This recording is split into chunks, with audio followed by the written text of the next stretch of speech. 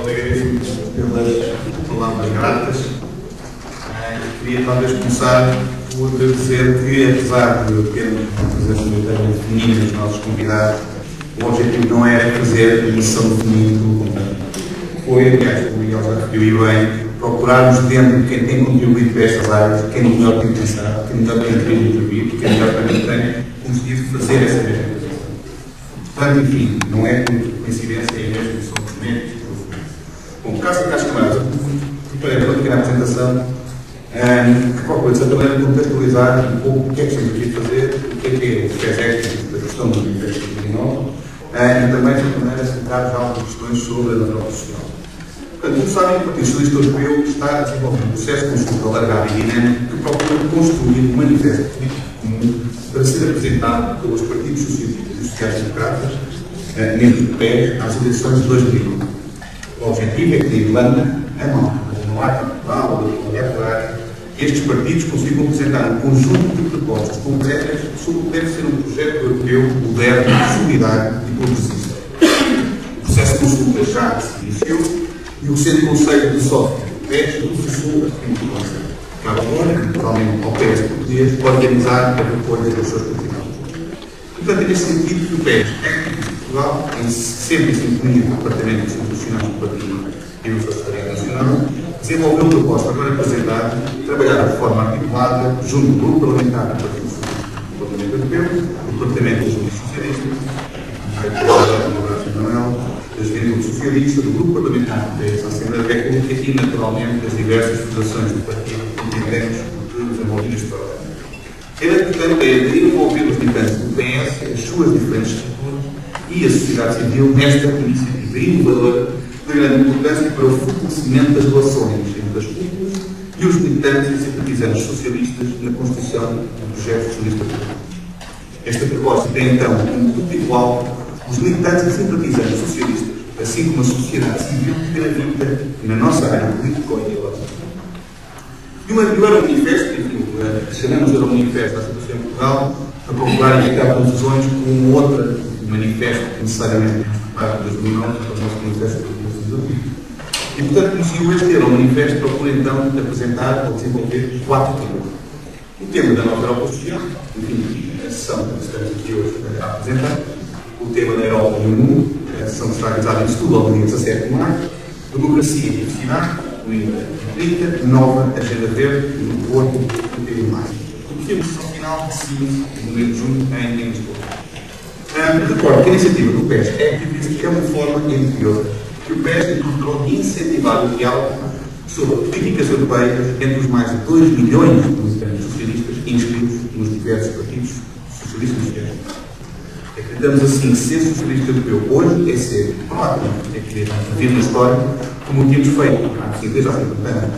Ser socialista europeu hoje é não querer fugir da responsabilidade de empreender e de liderar projetos políticos de cultura reformista e progressista.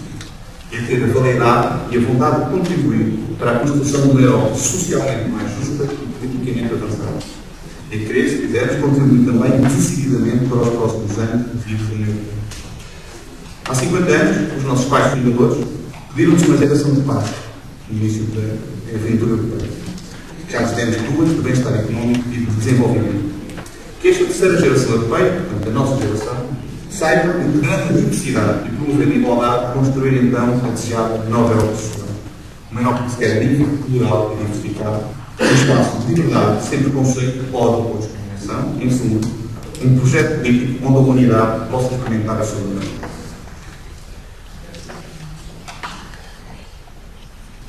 Hoje, como referimos, damos então início a estas sessões com uma conferência sobre a nova Europa social. Como sabem, a União Europeia é admirada por todo o mundo pelo seu modelo social.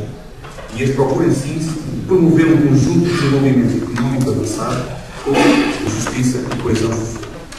No entanto, hoje a União está perante desafios significativos que questionam o futuro deste modelo. Sendo a globalização desenfreada, que aumenta as exigências dos trabalhadores europeus e sobre a economia da União e o envelhecimento da população, apenas 2 dos exemplos deste processo.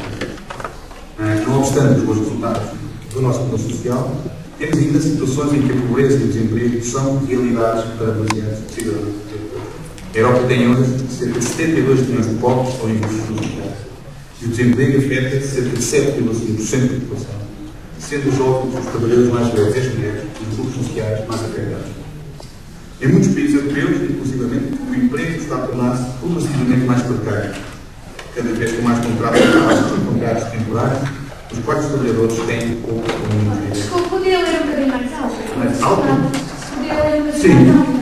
O micro mais alto O microfone é limitado.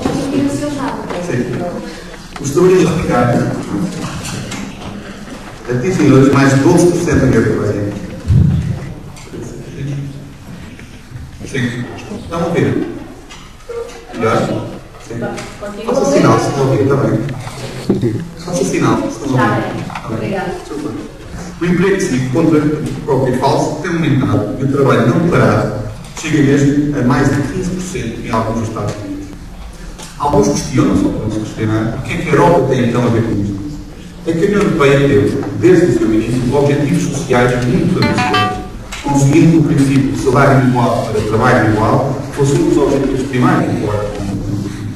É então dentro desta permanente ambição que a Europa tem procurado estabelecer indicadores mínimos em relação ao emprego e às políticas sociais e, em todos os exemplos, tem desenvolvido algumas iniciativas, como as mais de 15 diretivas que estabelecem indicadores mínimos em matéria económica.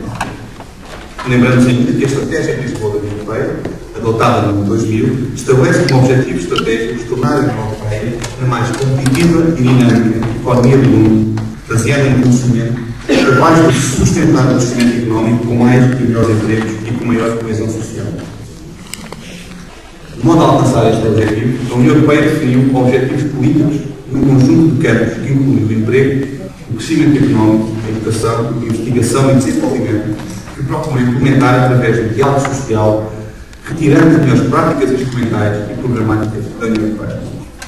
É então neste sentido que deve ser enquadrada a proposta de nova Europa Social, apresentada pelo Presidente do PES, Paulo Nilo Rasmussen e Jacques Delors, e da proposta de nova Europa Social 10 princípios para o nosso futuro comum, adotado no Congresso do PES em dezembro de 2016 no Porto. Estes documentos, em síntese, propõem um roteiro para a União Europeia e os seus Estados-membros, de forma a criarem a nova Europa Social e enfatizando nos seguintes pontos, sinteticamente apresento: direitos e deveres para todos, emprego total, investir em pessoas, sociedades inclusivas, educação e apoio a crianças universal, direitos iguais para mulheres e homens, diálogo social, fazer da diversidade e integração a nossa força, sociedades sustentáveis para combater as alterações climáticas e uma Europa ativa para as pessoas. É sobre estes temas que vos hoje convidamos a refletir. Por fim, na minha apresentação que já vai longe, deixamos algumas questões que nos importam muito. Quais devem ser as prioridades da União Europeia para a Europa Social? Quais são os maiores problemas que enfrentam os trabalhadores e cidadãos da União? Como deve ser assegurada então a melhor proteção dos direitos dos trabalhadores? Deve a União Europeia debruçar-se sobre as crescentes desigualdades nas suas sociedades europeias? Como se pode promover a igualdade de género, desenvolver, por exemplo, também políticas na área da imigração e integração de imigrantes? Qual deve ser a estratégia da agenda pós-Lisboa? Estas são algumas das questões que nos preocupam. Fim desta sessão, esta então é iniciar a nossa sessão, que não irei fazer, já foi evidentemente apresentado pelo nosso camarada Miguel Freire, mas queria, no entanto, antes de terminar, deixar publicamente o nosso agradecimento à Fundação do Algarve, que souberam tentar esta ideia possível e demonstrar que a articulação institucional dentro do Partido Socialista é possível e desejável. Queríamos ainda individualizar o trabalho do Sérgio Viana, portanto, e da Esmeralda Camilo, principalmente, para quem privamos diariamente da construção desta iniciativa que agora vos apresentamos. E por fim, deliberadamente por fim, destacar o apoio do Presidente da Fundação do Algarve, que foi à nossa disposição e que foi, em suma, o principal sustento desta nossa iniciativa. E, portanto, sem mais demoras, passo novamente a palavra ao Miguel para poder e presida os nossos trabalhos. Muito obrigado.